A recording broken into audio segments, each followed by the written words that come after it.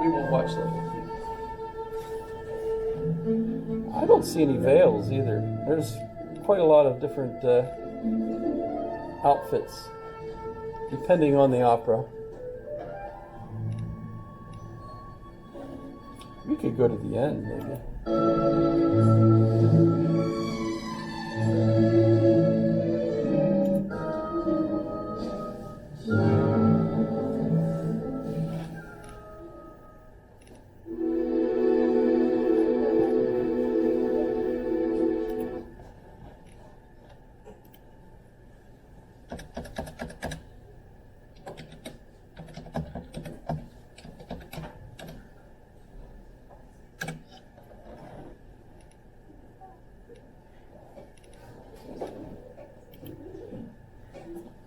Is this a movie?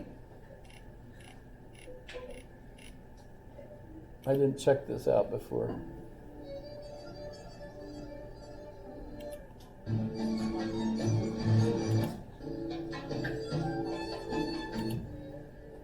Oh well. That's a movie. In any case, John the Baptist is in the hole, and he's been bugging Herodias for months because he keeps yelling from the hole all of her sins. She's got lots of them. And so she's furious. So she's been after Herod to kill him. And he's scared to death of killing such a holy man. He convinces Salome to dance for him, and when she... Yes, Paul. He doesn't want to kill him, but he's got him in a hole. Like, that's a this is prison. the distinction in That's a prison in the palace. Yeah. That, But he saw like a big distinction between death and imprisonment. well, they were feeding him and stuff. Sure. But this is jail, for John the Baptist. In any case, at least in the stage setting, I don't know if that was actually in the palace. Okay. It might have been actually a dungeon. Who knows? But they needed him close to the stage so that they could have the axe guy go down, chop his head off. And Salome, in asking her stepfather for her reward, says, I want the head of John the Baptist. And that drives Herod crazy, obviously. But meanwhile, he has the head delivered to her on ein Silberschüssel, on a silver tray. And she makes love to the head, which is great opera scene. So if you get the right one, and they always give her a white dress for the occasion, so that the blood is all over the dress, and she's kissing this fabulous head. So, by the way, this is an opera written by Richard Strauss, who was a contemporary of Sigmund Freud. By the way, just kind of an aside, all of the operas of Richard Strauss are about very, very powerful, strange women. So he does Salome, he does Die Frau ohne Schatten, the woman with no shadow, which means she won't have children. And of course, at the very end of it, though, she does decide to have children, and that's so it's very weird, it's very Freudian stuff, But they also have Ariadne of Naxos, which is another. Well, you can look up Richard. It spells Richard Strauss, and look at his operas. And the music is all like that you just heard with the Dance of the Seven Veils. Very exciting, very romantic, usually, in the music sense, not in the Romeo, or Romeo, that's a different romantic. In any case, John is killed. And apparently Jesus becomes the heir to John of John's followers. And so he's immediately then followed by the followers. So he's now the head of John's sect. And instead of just baptizing people at the river Jordan where John did, It's kind of an interesting argument too, because John says, all ye who are in the wilderness, come make straight the path of the Lord. And some interpret that as that he's in the wilderness and calling people to make straight the path of the Lord. So he's out in the desert, but actually not. He's right at the river, where there's actually a Greek temple just a little bit further up. It's still there. You can see the statues that the Greeks built there. And it was very a busy place. But so the other interpretation is that you are the one lost in the wilderness, not John, right? If you're in the wilderness, which is a metaphor for you, you've lost your meta-narrative. You don't know what to believe. Well, make straight the path of the Lord, right? And so Jesus picks up there, but obviously it is going to be a little bit different. And what really gets him into trouble when we look at the revolution in Judea is when he goes to Jerusalem and visits the temple, he's disgusted by what he sees going on there. And as a result, he chases out the money changers, right? Heard of that? Yes? And that's basically, like having a revolution in the temple, which is where all the business is going on. So it's screwing up everything. And this is at the Passover, which is like the busiest time of year, when even Pontius Pilate is in town, and instead of the town where he used to stay, which was Caesarea, which is another town that the Romans built in the Roman fashion. But so Pilate's already pissed off because this is a terrible time to be in Jerusalem. There's so many problems and so on. And now he's got the priests all upset because this Jewish peasant has come in and caused a major disturbance.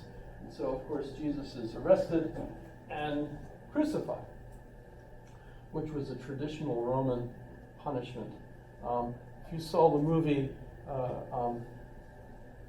and I can't remember it. I can't remember the name of the movie, but the slave revolt in Rome. Anybody remember that movie? We're talking about like Spartacus? Spartacus. Yes, thank you. I couldn't think of it. I don't know why, but there it is. Yeah, they were all crucified. In fact, there's a great scene in the end of Spartacus where they're all on crosses, and the guard comes down and he's going to save everyone who isn't Spartacus. So he just says, "Spartacus, which one of you are Spartacus?"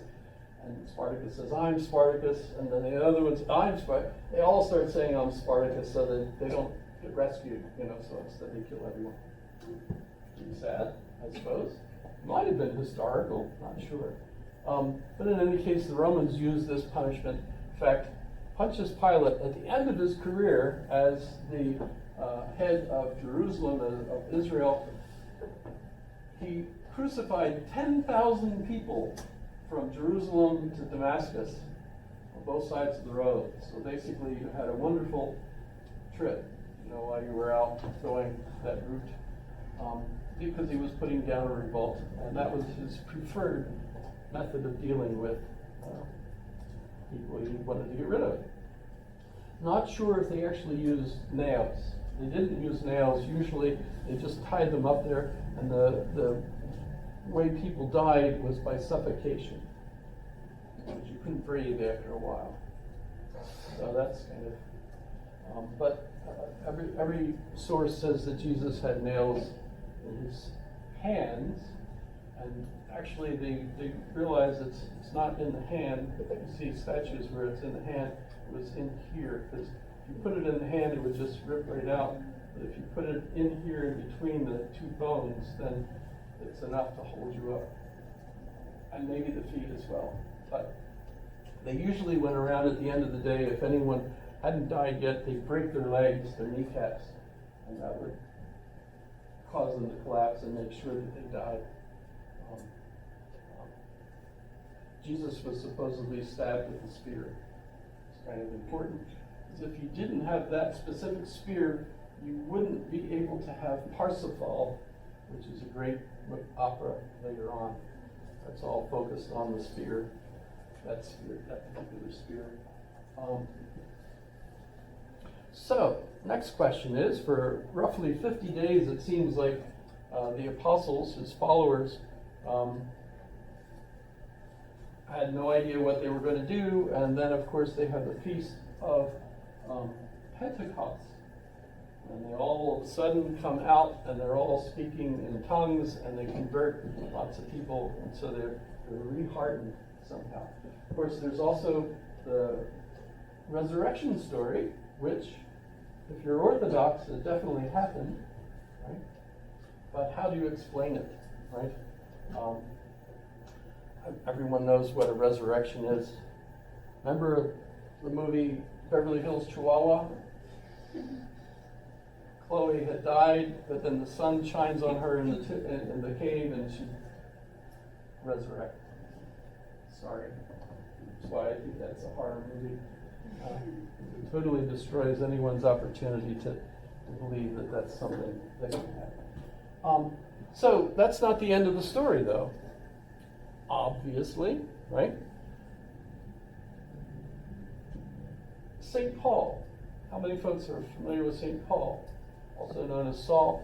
You're familiar with Paul. In fact, don't we have another Paul? Are there a couple Pauls? Hi, Paul. There's more than one Paul. I kept wondering, why does Paul keep sending me two? Oh, because I've got two Pauls. That's how that works. So St. Paul, also known as Saul, was born in Tarsus, and so he was a Roman citizen, and yet at the same time Jewish, and was trained by one of the best Jewish rabbis of the day. So he's an educated man. Most of the apostles, if not all of them, were not, although John may have been a medical person. Who knows, right? In any case, Paul is educated and writes, and he's the first one. Well, let me say what happens with Paul. Paul initially is a conservative Jew who is going to help persecute the Christians. He's very young, though, so he doesn't actually kill anybody, but he holds the cloaks of those that stoned Stephen. Stephen was one of the brothers of Jesus. So that's, by the way, everyone's in agreement that Jesus had lots of brothers. It says so. Didymus is odd, because Didymus, Thomas, means the twin. And that's puzzling, because does that mean that Jesus had a twin? Or was he a twin of someone else, in the family? But there's James was also a brother of Jesus, according to that's in the scripture, actually, right? It says that. But so he's holding the cloaks. Paul is holding the cloaks for those that stoned Stephen. And then he's on his way to Damascus, and on the road to Damascus, he's struck down and suddenly has a vision and ends up being told to go and speak with someone. It's a Christian. He goes to the Christian. I'm calling them Christians, but they're followers of Jesus.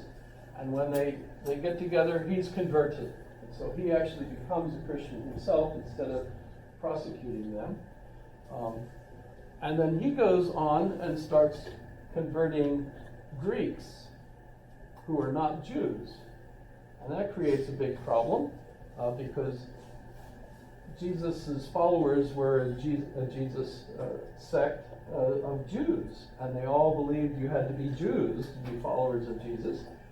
And what Paul starts doing is converting people who aren't Jewish in the first place. They're Gentiles. The biggest issues are, do they eat together? They can't. Because, of course, according to Jewish tradition, you have to be kosher, and you can't even mix with people who aren't, right? And Paul starts doing this, right? And in fact, he goes to all these different Greek cities and converting people. And there's some interesting theological debates about, the kind of Judaism that he was teaching and how it was able to merge with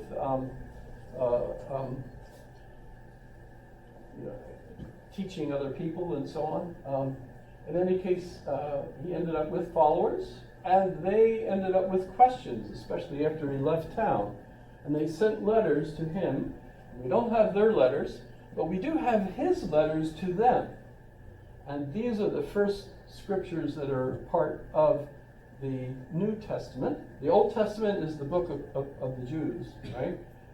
And now we have a New Testament, which starts off with Paul's letters explaining to people an answer to obvious questions that they had.